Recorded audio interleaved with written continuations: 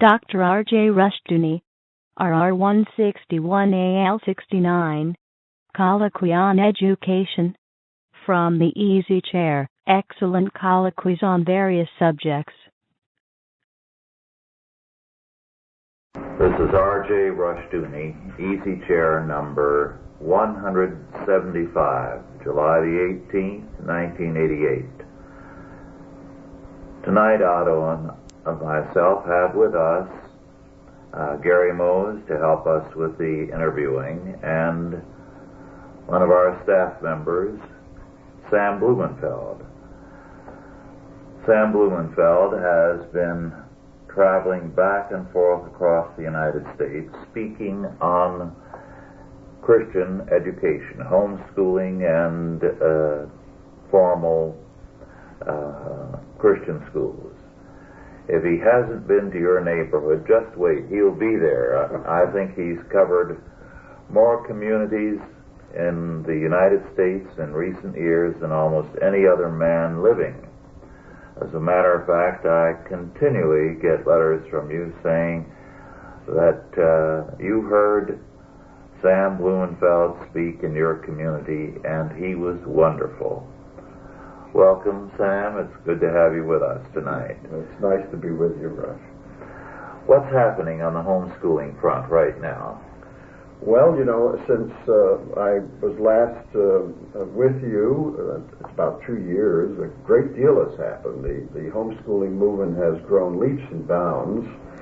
As a matter of fact, only a couple of weeks ago, I believe, in Southern California, the California Homeschool Association had its convention, and 15,000 people showed up.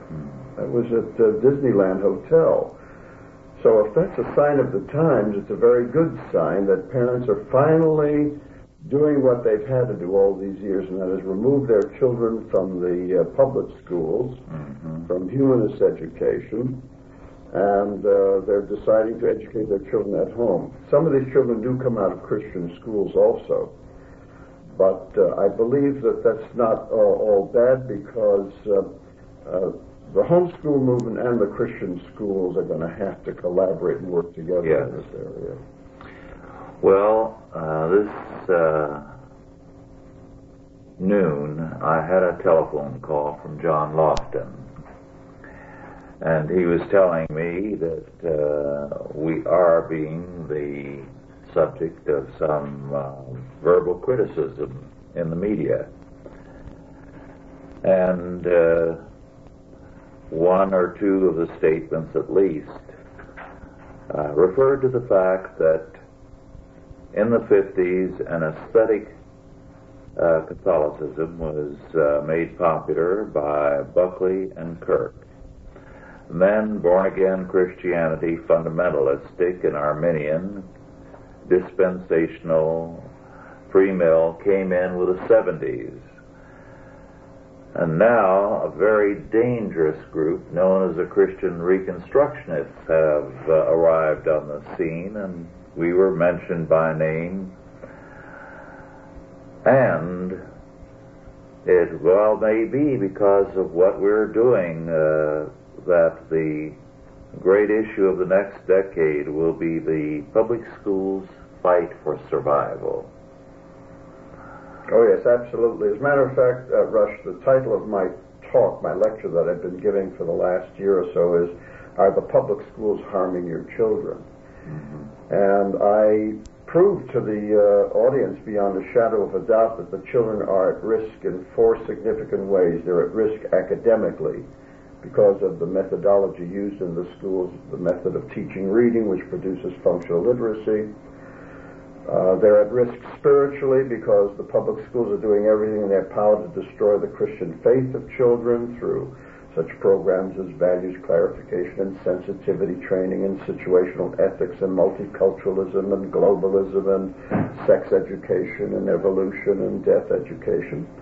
Then the children are at risk morally because of the kind of peer interaction. Who does the child meet in the public schools but the drug pushers and the drug users and the sexually active, the blasphemers, the users of foul language, That certainly is not a very good atmosphere for a youngster to be brought up in. And then, of course, there's also the physical danger, because public schools have become dangerous places. Kids are coming to school with guns and knives and chains, and children are being assaulted and robbed and even murdered. Teachers are being murdered. Principals are being murdered. So the public school is a very dangerous place for a child. And when I get through with my talk, generally the parents decide to remove their children from the public schools. They realize that the risks are much too great. The children are, if they're precious enough, if they really love them, they're not going to subject them to those horrible risks. Well, we have one of the real pioneers of the battle against the public schools with us, Otto Scott, who still has, isn't it true, Otto, the all-time record for truancy in New York City? As far as I know, yes. It was the 7 months of successful truancy. Because I had 2 report cards, one real and one false.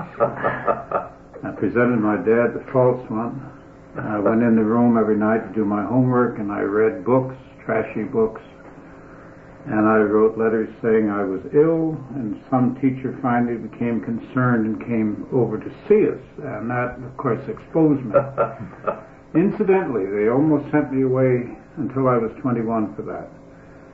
And I was saved by Justice Levy of the Children's Court in those days. And he said to the man who made the recommendation, if you make another recommendation of this sort, I will see to it that you lose your job. And he and I corresponded for several years after that. He was a very interesting man. But in bringing the thing up to date, and of course the reason that I played hooky in New York City schools, it was the only long period of public schools that I had outside of the little school up in my grandparents' village. And I couldn't stand the bells and the different classrooms, running between the classrooms, and the fellows with mustaches playing handball in the courtyard who were blocked in the 6th grade for 4 years running and all that. And the teacher had a chart with our names on it, and if you put your hand up, she'd look at the chart to see who you were, all that. And I wasn't learning anything. And I had the instincts of a scholar. Now, more recently, I've begun to do some reading, not so much in educational subjects, because they've never really interested me. I'm not too fond of young people, and I would never be a good teacher, I'm sure. I'd be a terrible teacher, because I don't learn anything when I'm talking anyway. But I have recently remembered Spengler, who said that modern education is poorly based. It is an attempt to pour new wine into old bottles. It teaches, for instance, algebra and geometry, trigonometry and physics, to people who are not going into any of the engineering sciences and who have absolutely no need for these particular subjects. They may be totally alien to them, to their instincts, to their potential, to their talent. There's no reason to teach them across the board to a modern audience, because we're no longer operating a technology based on measurements. And how to figure out an isosceles triangle is a very esoteric thing for anyone who isn't an engineer. And in similar manner, we have stopped looking at the fundaments of what constitutes an education. And I think this, somewhere down the line, is going to have to be addressed, because even the Christian school movement and the homeschool movement is under tremendous pressure to fit, more or less, into the framework set up by the official educators. And we know that the SAT tests and all the rest of it are based upon postulants, upon premises that have not been examined for 700-800 years. Well, you know, the remarkable thing that is going on in the homeschooling movement, Otto and Russia, is that there is this examination going on as to what to teach, what is important. Of course, they're concerned about keeping the state off their backs, and everyone, you realize you've got to impart literacy, you've got to teach the basics, the basic tools of learning. But apart from that, there is a good deal of discussion going on in what constitutes true education. For the last day, I was never good at math, never cared for it. Neither did I. But for the last day, I've been reading a marvelous manuscript on the relationship of mathematics to religion. By James Nichols. Right, as a manifestation, as a means of understanding God's Word by seeing the patterns in nature. And what mathematics, if you study mathematics under that kind of a point of view, that is from a godly point of view, suddenly mathematics makes sense, because it enables you to see so many invisible things in nature, things that are not visible to the eye, but which you see patterns. And that's a remarkable insight that this particular manuscript gave me, just reading that. So suddenly my interest in mathematics was quickened. And I thought, if I had been taught mathematics this way from the very beginning, from a God-centered point of view, as a means of knowing God's world, God's creation, I would have taken to it. Of course you would, because it's poetic. But the way education has been fixed for a long time has been that science is facts, religion is fiction, science is objective, art, music, religion is subjective, and what is subjective cannot be evaluated, cannot be measured, cannot be weighed, cannot be proven, and therefore is unscientific and an embarrassment, and only technology is valid. Let me just interject that we are going to publish this manuscript by James Nichols on God and mathematics. Gary, you have a very practical involvement in Christian education, both through our Christian school and the fact that Graham is being homeschooled for high school. Any comments and observations? Well, I have something I'd like to explore with Sam along this line. You mentioned at the beginning of our discussion that there's going to have to be cooperation between Christian schools and homeschools. I am a co-founder of a Christian school, and as Russ just mentioned, my wife and I are homeschooling one of our children. I have homeschooled two other ones in the past.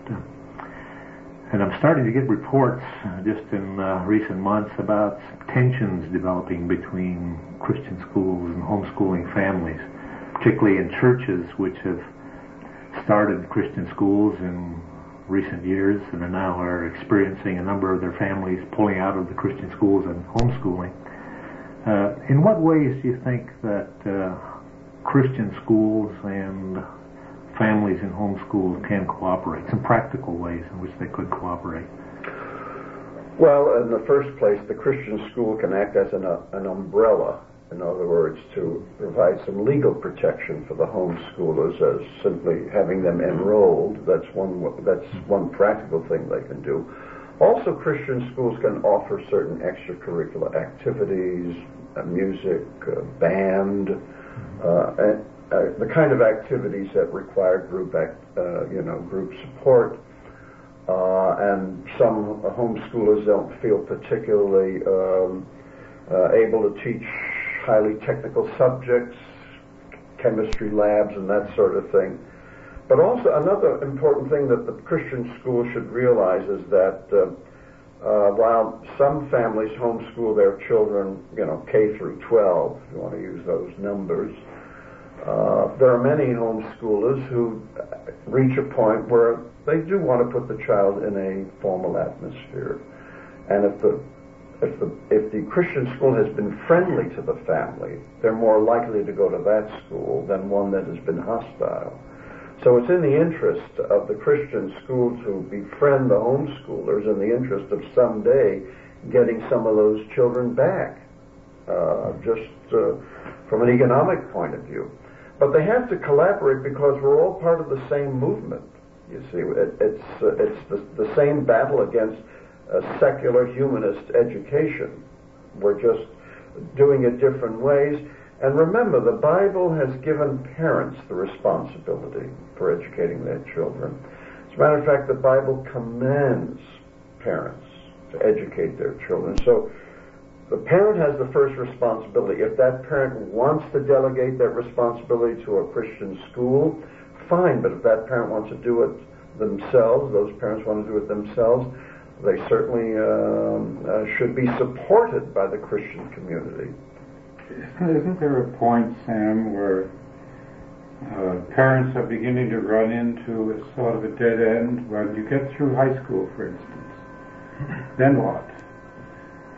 You don't want to send the child to a seminary, which is a continuation of a Christian education, or a Bible school.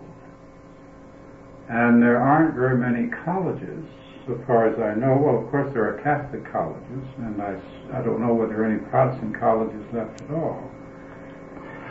Well, there are a large number of Protestant colleges, but the question is how many of them are worth much. So many have departed from the faith, and increasingly both Catholic and Protestant colleges are so enamored of accreditation that they're ready to sell their soul to the devil. I think perhaps one area of great potential for the future is the kind of thing that Valley Christian was doing. Because here was largely a correspondence program with some on-campus instruction and examination regularly.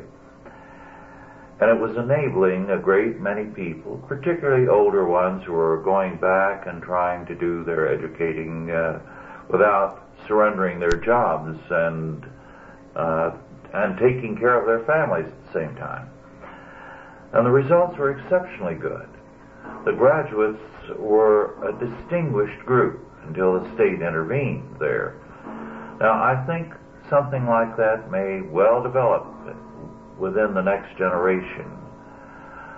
The modern university is making itself obsolete. It has become increasingly power-oriented. The number of departments, the endless division to create new power centers, so that you no longer are being trained in a department in terms of an actual vocation. You're being trained in terms of faculty's idea of courses that will build up its prestige and give it more power on campus by having more students. Yes, if you choose a major, I understand. Yes. If you choose a major, then they give you certain mandatory courses that you have to take, which are often very far afield from your major. And that means that at least half your time is spent in courses that you don't intend to pursue, have no particular interest in. Well, you know, I believe that the university today has merely become a credentialing system. In other words, you go there to get a diploma. Which is a union card. Yeah.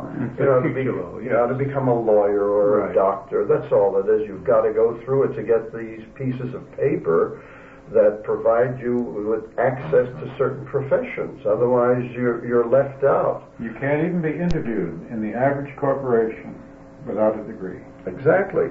I know brilliant people who would make wonderful lawyers, but they can't practice law because they don't have that sheepskin. And so... Interesting. The jailhouse lawyers are among the best in the country. Well, you know, you used to be able to go to law school for 2 years. And if you passed the bar examination, that was it. But now they insist on 4 years of college first and then 2 years of law. Yes. Except in California. In California, you can simply prepare on your own and take the bar examination. There's a problem, though. Only about 15 to 20% of the applicants to the bar examination ever pass, for reasons that are quite mysterious. Well, one of the more prominent corporation lawyers in this state who recently retired passed the bar examination that way. Mm-hmm. Rush, I'm often asked by parents, as a matter of fact, if I can recommend a decent college for their youngsters, and I generally tell them that that Hillsdale is not bad; it's pretty good, has a good reputation. Then there's Grove City, mm-hmm.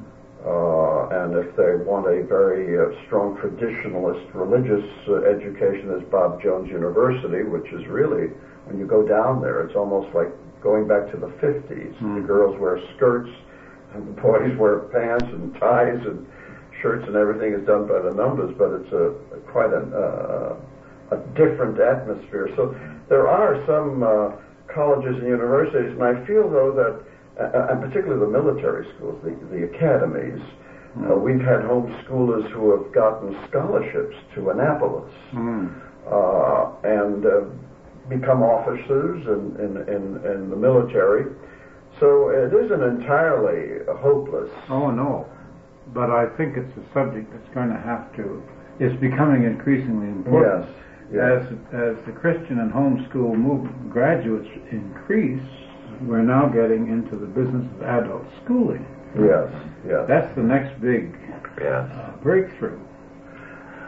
Well, at the beginning of the 70s, everybody was wondering what they were going to do for Christian high schools. Now they have exceptionally fine homeschool materials, and the Christian schools have moved into that area. As a matter of fact, you can get video cassettes to teach your high school student at home, which will give you better material in, say, chemistry or physics than you can get in almost any school in the country. So the homeschoolers have suddenly forged ahead in that area because of the modern technology. Well, of course, the thing about a homeschool or a small Christian school is that you can't hide. And in public school, there's a great deal of, in effect, working anonymity. Yeah. Well, I simply wanted to second that the point about technology in the home, that the home now has access to computers and video machines, VHS and cassettes. And as you know, Otto, education is, the educated people are self-taught. Oh, well, you have to be, yes. And it depends 95% on reading. Oh, of course. 95% comes out of reading, and the right. 5% is experience. So books are available, tapes are available, lectures are available. So much can be done at home, rather than sitting in a lecture hall listening to some professor put you to sleep.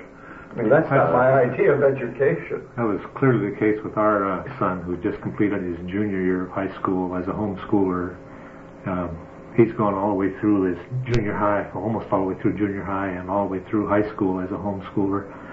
And in the early years, my wife worked very intensely with him as a monitor and a teacher.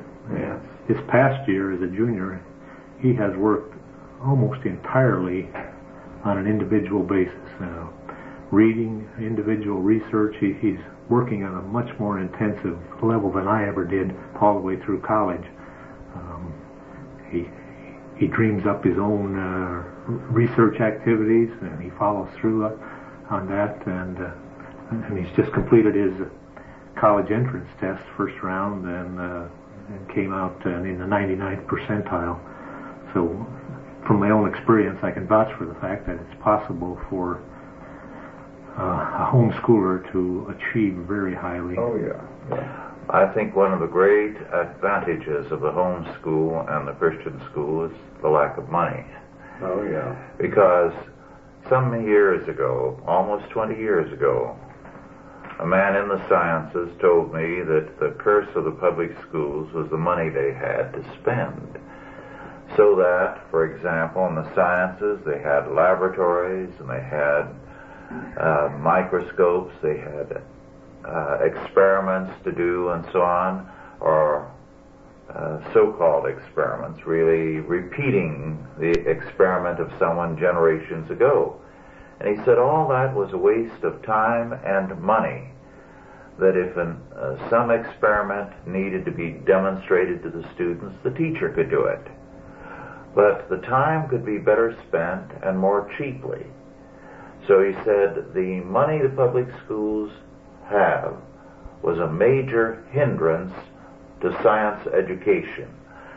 And a Christian school and the home school, not having money to spend on all that paraphernalia, can concentrate on learning, not playing games with microscopes and test tubes and the like. Watching films, I'm told, takes up an awful lot of public school time. Watching movies. Sitting in the dark in classrooms watching movies. Watching movies. Puts you to sleep.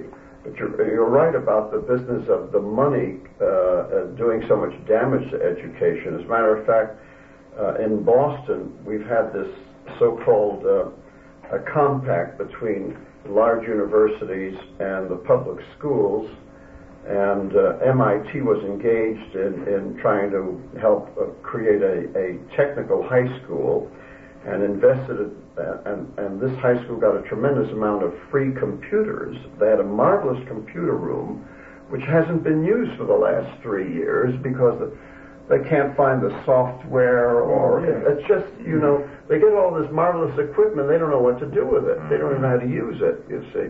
And so MIT has bowed out. They've thrown up their hands with disgust said we can't even deal with these people. Well, you do run into people who have excellent schooling, I do, and they're quite thrown when you tell them something the school hadn't prepared them to hear. I had a fellow working on a magazine who came from England, and I said, I want you to go out and pick out 5 or 6 men in some industry or another and ask them about this particular set of developments, which I had just happened to notice. So he went out, and he came back about 3 or 4 hours later, and I said, who'd you talk to? He said, well, I went to the library. I said, the library? I said, the library is a cemetery of information. I said, everything in the library is 15 years old. I wanted you to talk to people in the business. And he was quite offended. He said, well, I was never told before that it was a waste of time to go to a library. I said, you haven't been a reporter. Yes. Well, it's an entirely different thing, but that's one. I remember, I know a homeschooling family in New Orleans, and their son is very much interested in astronomy, and he wanted to meet the professor who had discovered one of the planets. And this professor happened to be living, I believe, in Arizona or New Mexico, and so the family took this trip across country and stopped off at this professor's home and actually visited with the man who had discovered the planet. The professor was delighted to see this young man because he had been long forgotten by his colleagues. He was in retirement and all of that. But that's the kind of thing that you can do in homeschooling, and that's the kind of thing that homeschooling encourages, this independent search for knowledge instead of being a passive recipient of some professor or some teachers. Drinking at stale pools. Yes, that's about it. Well, don't encourage too much of that. One of the things that I detest is having letters and phone calls from all over the country, from students in colleges and universities and sometimes Christian schools, who want me to outline and sometimes send them about 10 pages on a project they're working on. They want you to do their work. Yes. I get letters like that too. I had one young woman from the University of Colorado call me and tell me she wanted to do a paper on my ideas on education. And she hadn't read my 3 books on the subject, but she wanted me to send her an outline of about 10 pages. And when I said no, she told me what she thought of me, how unchristian I was, and Really? banged the receiver down. Oh my! Now that's the kind of thing that is taking place. They're parasites. Yeah. That's you're perfectly right. I get letters like that from people who want you to do their work for them, and they've got to realize that they have to do the work themselves. The fun is in doing the work.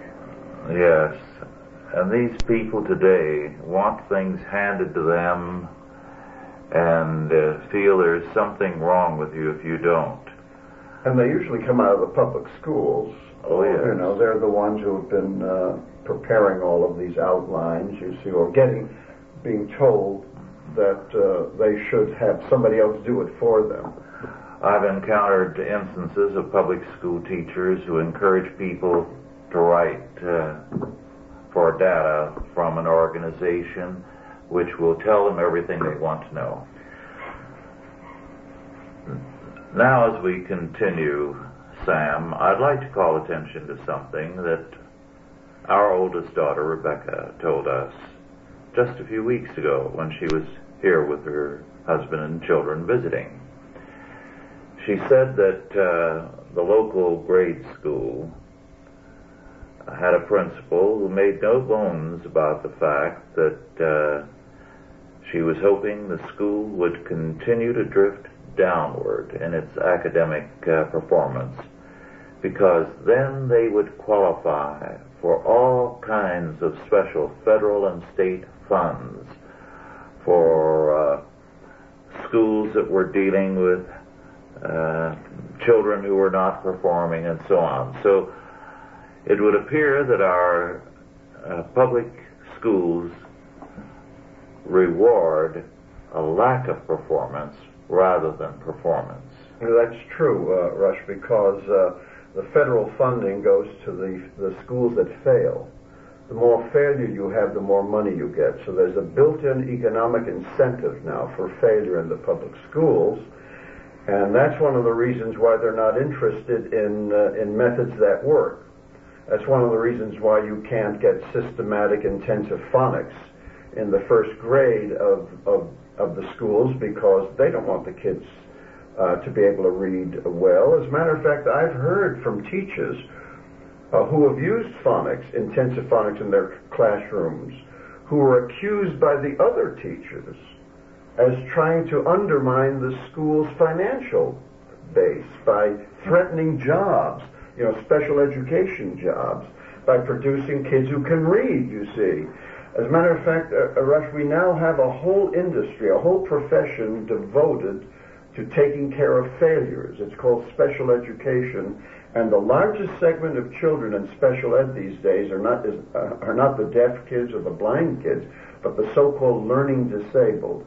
These are children who become functionally illiterate in the first grade because of the look-say whole word method that produces the symptoms of dyslexia. And we've known this since 1929, when Dr. Samuel T. Orton wrote an article in the Journal of Educational Psychology in which he warned the professors that this sight word method of teaching reading would produce reading disability. And of course, they didn't care what he said, they just went on their merry way. 2 years ago, 2 days ago rather, and we were at that picnic. Yes. Yes, the Chalcedon barbecue right. in San Jose. I was asked by a young woman if there was any other way to teach a child to read excepting through phonics. And I said I didn't know, but I suggested she ask you. Did she get to you? I don't believe she did, but that's the only way you can teach a child to read an alphabetic writing system. Ours is an alphabetic writing system, and an alphabet, as you know, is a set of letters that stand for the irreducible speech sounds of the language. And for generations, it was taught in a very simple mechanical way. You would teach the child first to recognize the letters of the alphabet, then you would drill the child in the sounds that the letters stood for, and the purpose of the drill was to make sure that the child developed an automatic association between letter and sound, so that when the child saw the sound, he would hear the letter. Saw the letter, he would hear the sounds. And then you would, once you achieve that, then the child would be given words and sentences and little stories to read. So that's a three-part system, 3 stages. Now, the look-say method teaches the child to recognize the letters, but then skips step 2, does not teach the letter sounds, and goes directly to whole words and teaches the child to look at these words as little pictures, as little ideographs, to be memorized as a sight vocabulary. And it is that attempt to memorize sight vocabulary, to deal with words as wholes, that produce the symptoms of dyslexia. Because the child is asked to look at an English word as a little picture. Well, as you know, Otto, when you look at a picture, you don't necessarily look at it from left to right or from right to left. You look at it any way you want to. Okay. And so these child develop these terrible habits of looking words in all sorts of ways, including upside down. And so these child wind up guessing what these words are and developing all these horrible habits of looking at words mixing up letters and reversing letters and all of that. And these are considered the symptoms of dyslexia. Mm-hmm. Now, some get through, apparently. They get high marks. And they tend to learn the phonic system on their own or with help from their parents. I see. Yes. There's a lot of that going on. It's bootlegged education. Bootlegged, black market education. That's right. That's right. You know, an interesting thought here. Since state education rewards incompetence, puts more money in a school, the worse it is. What if the churches operated that way? Turn out sinners? Yes, the more sinners they turned out and the more people they sent to hell, the greater the prestige of the church and of the pastor. Well, do you think that's not happening? Haven't you read about the homosexual denomination? Yes. And some of our major mainline churches with their modernism, they're rewarding the same kind of thing. Of course, it's not with our tax money, at least. Yes. But there is such a thing as a Church of Satan. I've seen it on television. I haven't seen it on television. The argument continues to be made by some Christians that if Christians continue to pull out of the public schools, we can only expect them to get worse. The idea is that Christians are to be salt and light in every institution, every part of society, and to some extent we make that argument in Christian Reconstruction. Christians ought not to be pulling out of various spheres because that just leaves the field to the devil. What's your response to that? Well, my response to that is that the secular public school was created to get God out of education. That was its primary purpose. That's why the government got involved in creating or in supporting a secular public education. If you study the history of how the government got involved in the education business, you will find that the public school movement was spurred by the Unitarians, who no longer believed in the divinity of Christ, who no longer believed in the efficacy of salvation through Christ. They believed that the secular school was to be the new vehicle of salvation. And then the Unitarians were then joined by the Owenite socialists, who were atheists. They were in turn joined by the Hegelians, who had their pantheistic view of things. And finally, they were joined by Orthodox Christians, Protestants, who were frightened of the Catholic influx in this country and thought that perhaps by joining the others in a public school movement that they could maintain the Protestant character of American culture in the face of massive Catholic immigration. Now, the Catholics saw through all of this, bolted the system and created their own parochial school system because they didn't want their children to be either proselytized into Protestantism or turned into infidels.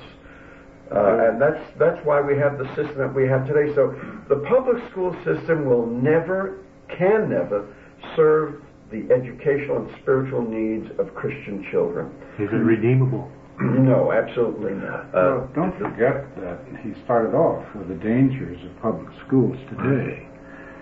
Now, one of the things that got me in trouble as a boy was the nature of the public school in New York City. I was sent to what they call junior high school. You go from the 6th grade to junior high school. Right. Now, the 6th grade was up on Washington Heights at a time when there was no apartment buildings up there, just one or two brand new apartments. It was rather fancy in those days. And then I was sent to this very crowded 186, which was a junior high, or which went into junior high. And where I had never played hooky excepting occasionally before, it turned me into a total and incorrigible truant. And it led to a whole series of difficulties that I got into as a boy.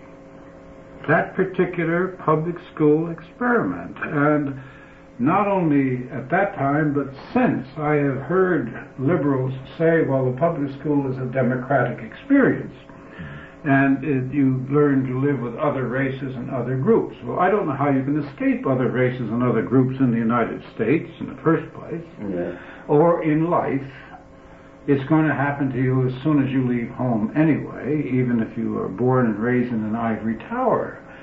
But in the meantime, I venture to believe that more kids have been destroyed by the public school system than any other single institution. Oh, you're absolutely correct on. I just wanted to mention one other thing.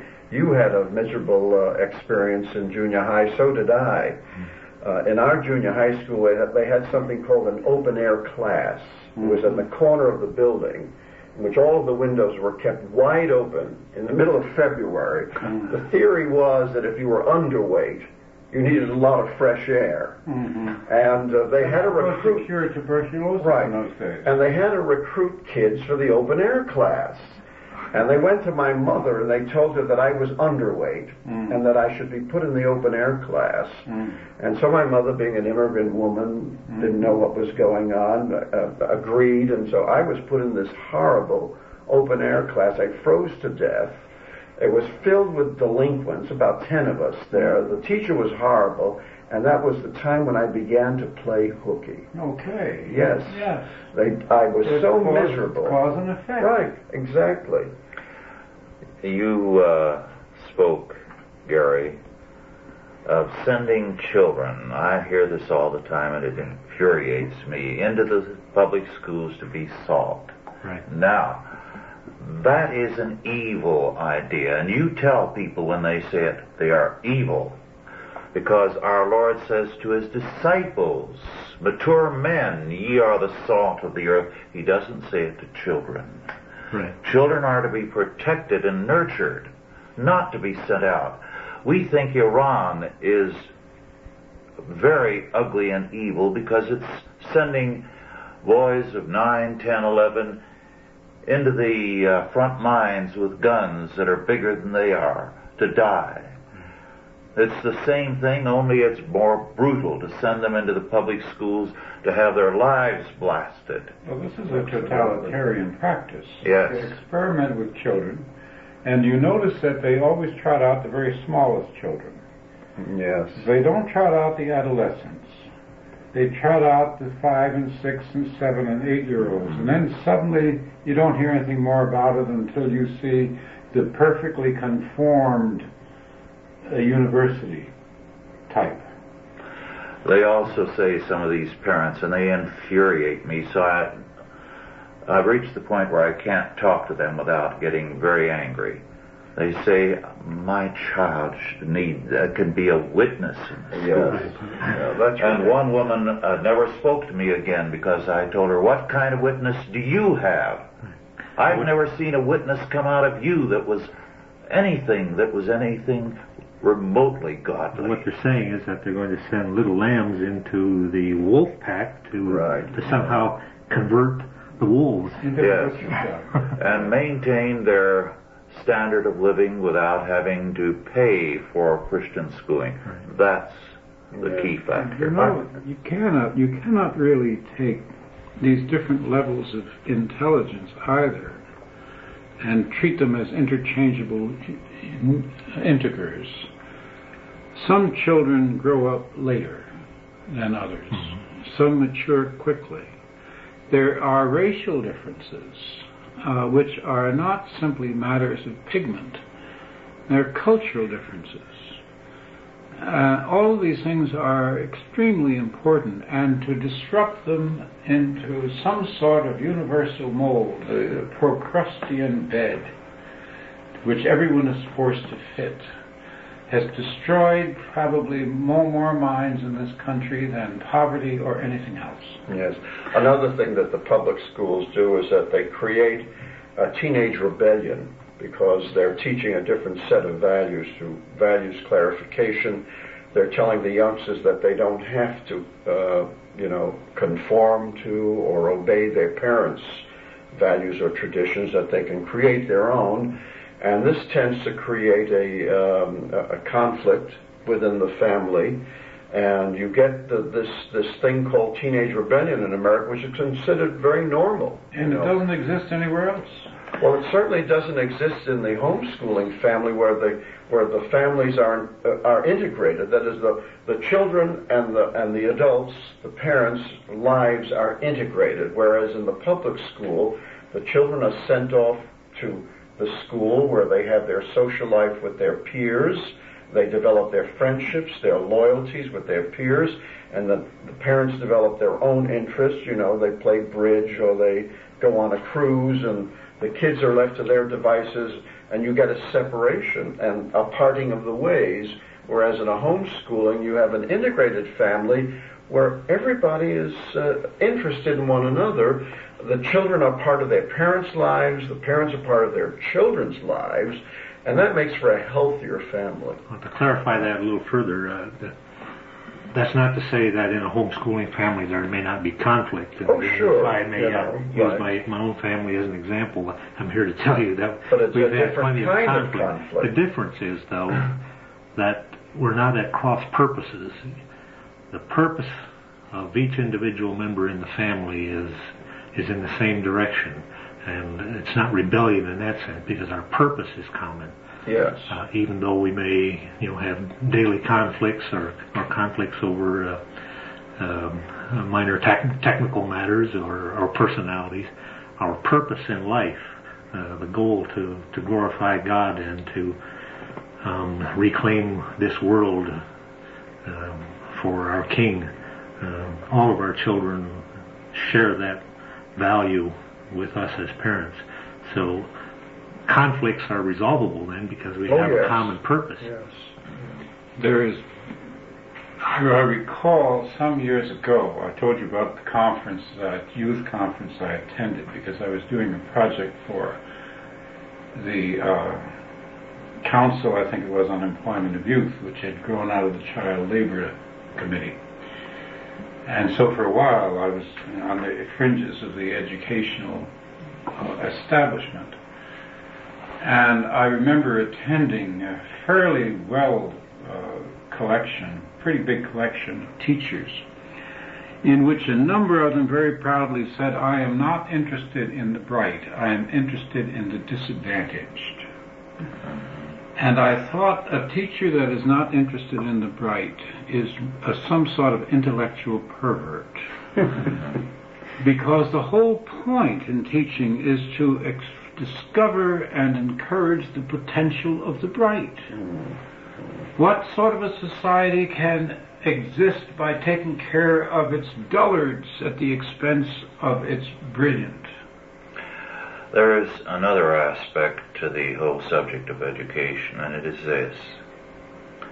In a homeschool, the parents are concerned with the whole life of the child, and with educating the child in terms of the faith, in terms of his aptitudes, in terms of a knowledge of the weaknesses of the child, and you recognize yourself in your children, and so you know what to watch out for, where to clobber them. It's humiliating, but yes, it's now in a Christian school, because you as a Christian have certain goals. The school shares those goals with you and watches over the child in the same way. But you have that same parental concern in a public school by people who have a totally alien faith, a totally alien goal for your children. So it leads to the warping of the child, and it's a fundamental disrespect for the child and for the family of the child. And it results in a very wooden thing that they're going to force on all the children to make them into cookie-cutter peoples. I recall some few years ago when they learned something that took them a while to learn. And it was this. Maybe you remember, Otto, our generation, and maybe yours, Sam. When you went to school, you had to have a glass of milk every day. Oh, yes. Yes, it was brought around and handed to every child, and you had to drink it up. I always liked milk. It was no problem. I could drink mine and the next kid's if he didn't want it, and I could get away with it. But there were some children who didn't like it. Yes. And it took some while for them to learn, many years of sad experience, that a very high percentage of black children and a substantial percentage of white children are, after the early 2-3 years of their life, allergic to milk. It makes them bilious and gassy and miserable. That's right. And there were a lot of them, I remember, like that. I didn't know the reason for it, but they were all around me in school. Well, that was the state school. It was going to ram its pattern down the throat of all children without exception. Rush, let me relate a humorous aspect of that business of certain black children being allergic to milk. Jesse Jackson and his wife were invited by Michael Dukakis for a 4th of July dinner. And the first course of the meal was clam chowder with milk. And Jesse had to pass it up. He couldn't eat the clam chowder because of the milk. He was allergic to milk. And so there went the first course. The second course was salmon and peas, which is a traditional New England, 4th of July dinner. Well, of course, Jesse only eats fried fish. So that course went by the meal. Finally, when they adjourned when it was all over, and they adjourned to the esplanade where the concert was being played, Jesse had a TV dinner brought. I don't know if it was a TV dinner, but a fast food dinner brought into him on a plastic plate. He was so hungry. No wonder he's not happy with Dukakis. No wonder they didn't get on the ticket.